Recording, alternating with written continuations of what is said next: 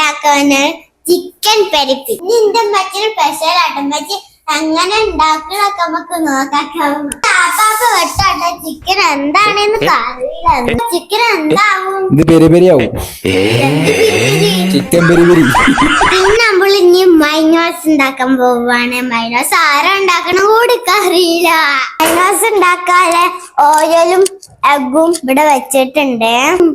വെളുത്തുള്ളി, മല്ലിച്ചപ്പ്, പച്ചമുളക്, ചില്ലി, ഉപ്പിട്ടിട്ട് അടിക്കാൻ പോവാ. ഇതിലേക്ക് കുറച്ച് ലൈമ് പറഞ്ഞതിന് ശേഷം നല്ല അടിക്കട്ടെ. അതിന് ശേഷം ഓയിൽ പറഞ്ഞു. മൈനോസ് റെഡി ആവാനായിക്കണം ഗൈസ്. പക്ഷെ ഇതിന് എന്തോ ഇതുണ്ട് കേട്ടോ. മൈനോസ് റെഡി ആയിക്കുന്നു. നമ്മൾ മൈനോസ് റെഡി ആയിട്ടുണ്ട്.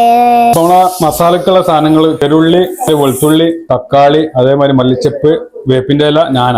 ഓക്കെ, ഈ മസാല കൂടി നമ്മളെ മയോണൈസ് ഇട്ട് പാത്രത്തിൽ അടിക്കാൻ പോവാണ്. അപ്പൊ അതിന്റെ ഒരു ടേസ്റ്റ് കൂടി എണ്ണ ഉണ്ടായതുകൊണ്ട് കുഴപ്പമില്ല. അതേപോലെ തൈരും ഉപ്പൊക്കെ ഇട്ടതിന് ശേഷം നന്നായിട്ട് മിക്സിയിലിട്ട് അടിക്കാൻ പോകട്ടോ. കേട്ടാ, നാരങ്ങ പിയ്യട്ടാ. ഒന്ന് മൊത്തമായിട്ട് 2 ചിക്കനൊക്കെ ഒരു നാരങ്ങ മസ്റ്റാ, പെട്ടെന്ന് വേവാൻ വേണ്ടിയിട്ടാണ്. മഞ്ഞപ്പൊടി 1 സ്പൂണ്, മുളകും പൊടി 2 സ്പൂണ്, പച്ച മസാല ഇട്ടാ. ആ മസാല കൊണ്ട് പാരുക.